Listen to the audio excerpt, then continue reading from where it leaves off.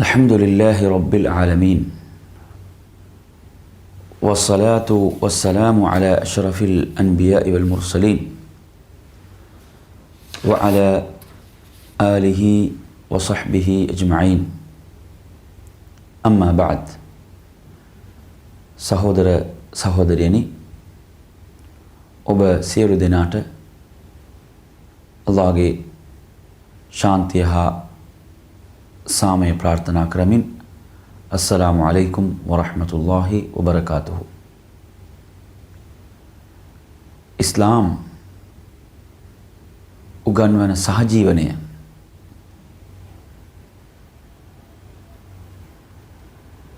මුළු ලෝවාසී ජනතාවටම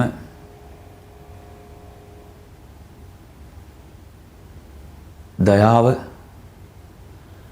කරුණාව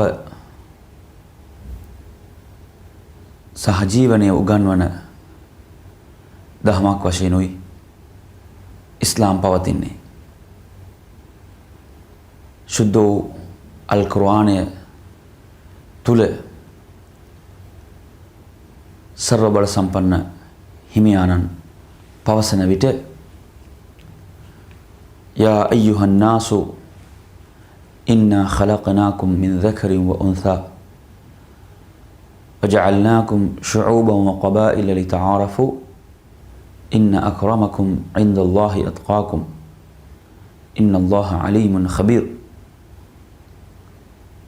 මිනිසුනි, අපි ඔබව එක් පිරිමියෙකුගෙන් හා කාන්තාවකගෙන් නිර්මාණය කළෙමු. ඔබලාව ජාතීන් කුලයන් බවට පත් කළේ කෙනෙකු තවත් කෙනෙකු හඳුනා ගැනීම පිණිසයි. ඔබලා අතුරින් ඊතා ශ්‍රේෂ්ඨතම පුද්ගලයා වන්නේ අල්ලාහ් ඉදිරියේ, ඒ හිමියාණන් ඉදිරියේ ඔබලා අතුරින් ඊතා උත්තරීතර පුද්ගලයා වන්නේ කවුරුන් ඒ හිමියාණන්ට බිය බැතිව අවනතව ක්‍රියා කරනවාද? ඔහුයි. සැබවින්ම අල්ලාහ් සියල්ල දන්නා, සියල්ල පිළිබඳව ඥානය සතු හිමියාණන් වේ. මේ ශුද්ධ වූ අල් කුර්ආන් පාඨය සතවර්ෂ 14කට පෙර අනාවරණය වූ පාඨයක්. මේ පාඨය තුළින් මුළු ලෝවාසී ජනතාවම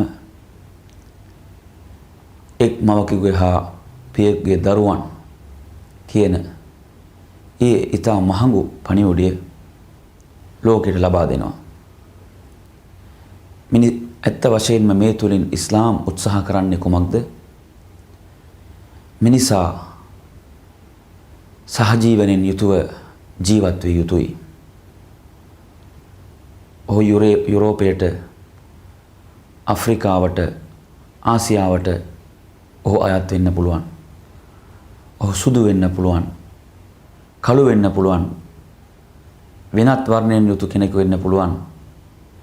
මේ සියලු අය එක් මවකෙකුගේ හා පියෙකුගේ දරුවන් වශයෙන්ුයි ශුද්ධ වූ අල් කුර්ආනය අමතන්නේ. සහෝදර සහෝදරියනි,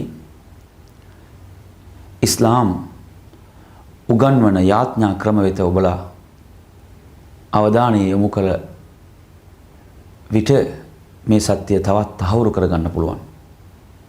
ඉස්ලාම් යාඥා ක්‍රම අපට උගන්වා දී තිබෙනවා.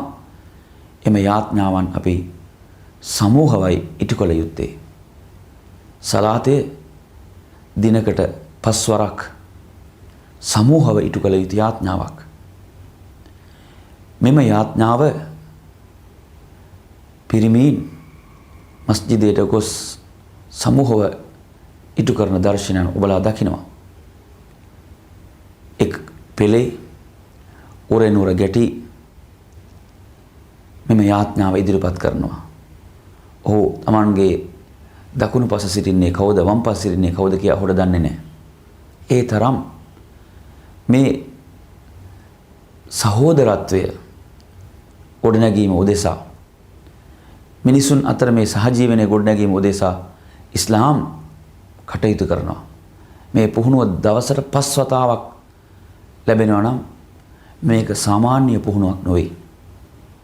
ඒ පමණක් නොව ඉන් ඔබට ගොස් සෑම සිකුරාදා දිනයකම ජුම්මා සලාතය යනු ඒ ගමේ සිටින සීල අය එකම මස්ජිදයකට එක් රැස් වෙනවා. ඒ තුලින් තව තවත් මේ තහවුරු වෙනවා. ඒ වගේම හජ් නම් කර්තව්‍ය ඔබලා දකින්න පුළුවන්. ලෝකයේ සිටින සියලු අය එකම ස්ථානයකට රැස් වෙනවා. එකම ඇඳුමකින් සැරසී කිසිදු ભેදයකින් තොරව ඔවුන් එකම ඇඳුමකින් සැරසී එම යාඥාවට යොමු වෙනවා. ඉතින් මේ තුලින් ඉස්ලාම් උත්සාහ කරන්නේ මේ සහජීවනයේ මේ සහෝදරත්වය ගොඩනැගීමටයි. සහෝදරවරුනි, ඉස්ලාම් මුළු ලෝවාසී ජනතාවටම දේශනා කරන්නේ මෙයයි. ඔයාලට දන්නවා මැල්කම් එක්ස් ඇමරිකාවේ කළු ජාතින්ගේ අයිතීන් වෙනුවෙන් පෙනී හිටපු නායකයෙක්. කළු ජාතින්ට විවිධ තාඩන පීඩනවලට මුහුණ දුන් ඒ අඳුරු යුගයේ ඔවුන්ගේ අයිතීන් වෙනුවෙන් පෙනී හිටපු නායකයාණන්. එතුමන් තමන්ගේ ජීවිතය සිරකුටියේ ගත කරන්න සිදු වෙනවා. ඒ අවස්ථාවේදී එතුමන්ට ඉස්ලාම් දහම ලැබෙනවා. ඉස්ලාම් දහම වැළඳගත් මැල්කම් එක්ස් හජ් කර්තව්‍ය ඉටු කිරීම සඳහා මක්කාවට පැමිණෙනවා. පැමිණ එහි දුටු දර්ශනය තමයි හැමෝම එකම ඇඳුමකින් සැරසී කිසිදු ભેදයකින් තොරව උරෙනුර ගැටි යාඥා කරන අවස්ථාව. මේ අවස්ථාවේදී එතුමන් කළ ප්‍රකාශය තමයි මේ අයිතීන් වෙනුවෙන් තමයි අපි සටන් වදිමින් සිටින්නේ. මේ අයිතීන් වෙනුවෙන් අපි ඇමරිකාවේ පෙනී සිටින්නේ. නමුත් ඉස්ලාම් අවුරුදු 1400ට පෙරම මේ සියලු අයිතීන් දිනා දුන් බව ඔහු ප්‍රකාශ කළා. එයයි සත්‍යය. ඉතින් ඉස්ලාම් ඇත්ත වශයෙන්ම උගන්වන්නේ කුමක්ද? ඔබලාට ශ්‍රේෂ්ඨත්වය, උතුම්භාවය උපතින් හෝ වර්ණයෙන් හෝ ජාතියෙන් හෝ දේශයෙන් හෝ කුලයෙන් හෝ භාෂාවෙන් හෝ හිමිවන්නේ නැහැ.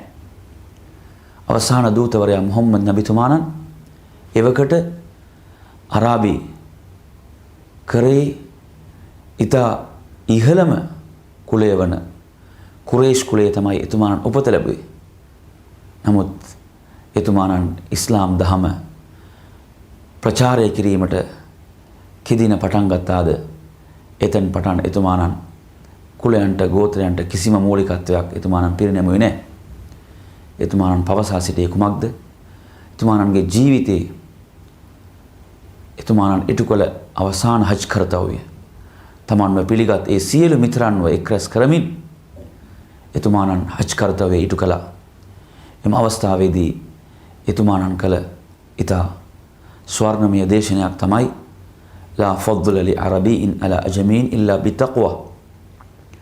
අරාබි ජාතිකයෙකුට කිසිදු උත්තරීතර භාවයක් හිමිවන්නේ නැහැ අරාබි නොවන ජාතිකයෙකුට වඩා.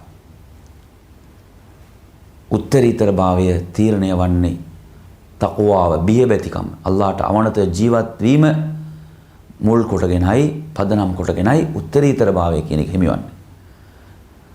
මා අරාබි, මොහු අරාබි නැහැ, මෙය මිම්මක් නොවේ කියලා එතුමාණන් අරාබි ජනයා ඉදිරියේ ඉතා එඩිතරව ප්‍රකාශ කළා. අපේ සමාජයේ නායකයන් පුරුදු වී සිටින්නේ අපේ ජාතිය උසස් කියලා කතා කිරීමටයි. නමුත් අවසාන දූතවරයා මුහම්මද් නබිතුමාණන් එම නායකයාණන් අරාබි ජාතිය අමතා කියනවා ඔබලාට උත්තරීතර භාවයක් අරාබි කියන එය පදනම් කොටගෙන නැහැ කියලා කියනවා. උත්තරීතර භාවයේ උතුම් භාවයේ තිබෙන්නේ ඔබලා අතුරින් කවුද අල්ලාහට බියබැතිව දැහැමි ජීවිතයක් ගත කරනවාද ඔවුන්ටයි උත්තරීතර භාවයක් උතුම් භාවයක් පවතින්නේ.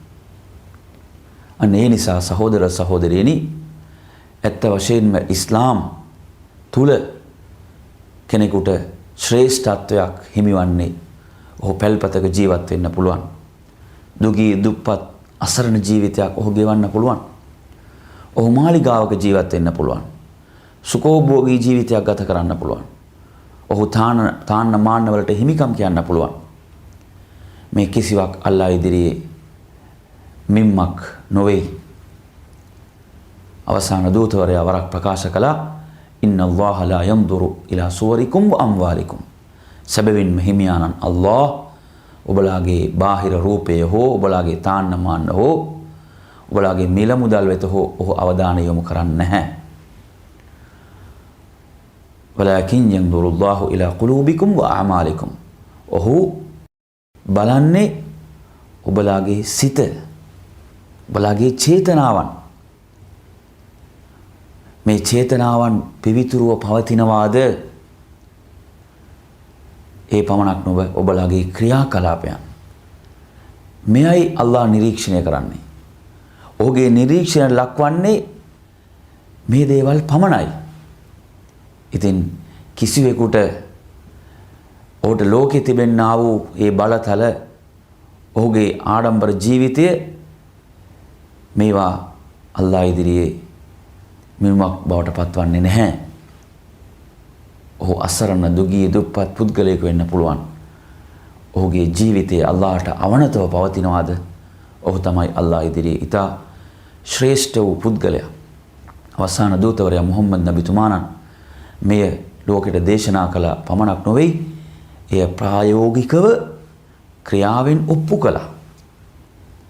සමහර දේශනාවන් වේදිකාවන් වලට පමණක් සීමා වී තිබෙනවා.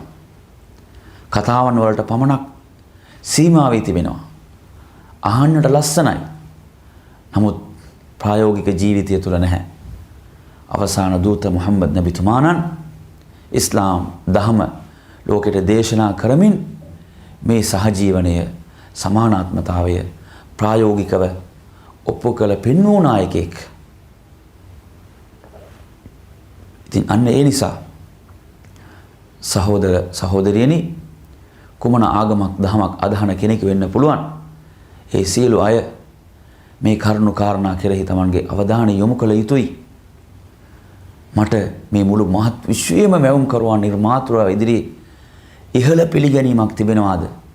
ඒ ඉහළ පිළිගැනීම හැමෝටම ලබා ගන්න පුළුවන්. කාටත් අපහසු නැහැ.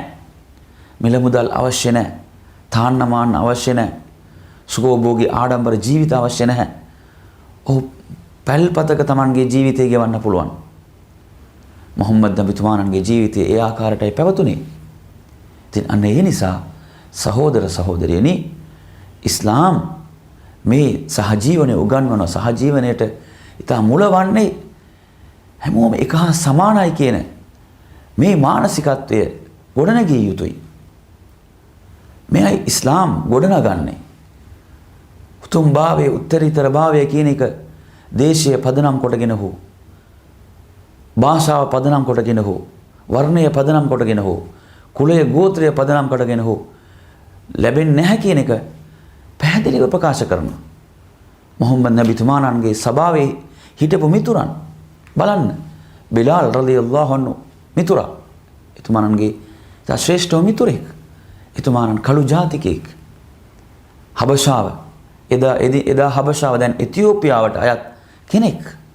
වහල්ලෙක් වශයෙන් උයි ඉස්ලාමයට පෙරත් ඉස්ලාමයට පසුවත් එතුමාණන් ජීවිතය ගත කළේ. ඉන් පසුවයි නබි සල්ලල්ලාහු අලයිහි වසල්ලම් තුමාණන් අවශ්‍ය කරන මුදල